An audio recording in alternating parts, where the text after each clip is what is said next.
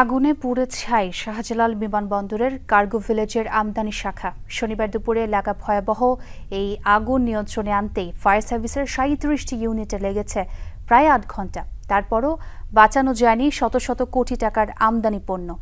দেশের প্রধান বিমানবন্দরের ফ্লাইট কার্যক্রম চালু হয়েছে রাত ৯টার পর। ঘটনা তদন্তে কার্গো কমপ্লেক্সের নিয়ন্ত্রণে থাকা বিমান বাংলাদেশ এয়ারলাইন্সের পক্ষে ৭ সদস্যের একটি কমিটি গঠন করা হয়েছে।